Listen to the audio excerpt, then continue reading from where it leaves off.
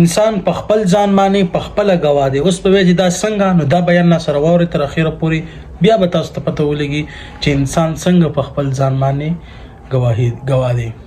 خو ټول عجیبه ګواه د ذکر کوو، دا انسان په خپل ځان په خپله ګواه دی.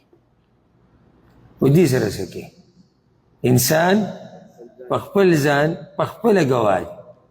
الله وی سورة الاعراف انعام کی چې زه به دا ووایم دې پیریانو انسانانو ته چې پیغمبران نه و درغلي، زما ایتونه یې نه و بیان کړي، د آخرت نه یې نه وی یېرولي، دوی به څه وایي ګوره، قالوا شهدنا على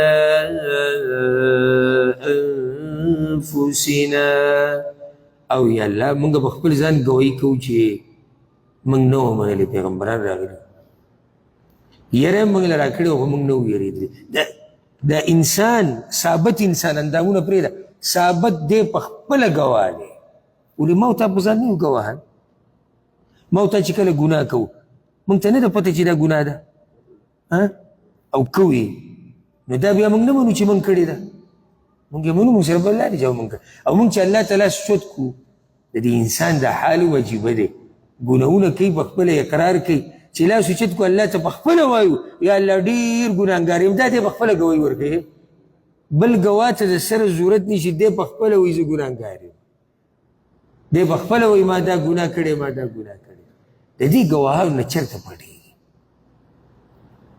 دا نن چې ما تاسو ته دا کومه موضوع بیان کړه، خلاصه د هغې دا شوه چې دا ګواهان دي د قیامت په ورځ چې دوی به یا زموږ دپاره ګواهي کوي یا به په موږ باندې ګواهي کوي. نوره خوښه زما او ستا ده. ښه دا و د شیخ صاحب قیمتي بیان چې تاسو واورېدلو چې انسان په خپل ځان باندې په خپله ګواه دی. که چېرې دا بیان تاسو پوره کتلی وي نو تاسو په دې مقصد باندې ښه پوره رسېدلي زما غالب ګمان دی. ملاویږو تاسو سره په یو نیکسټ ویډیو کې په یو نیکسټ ټاپک سره.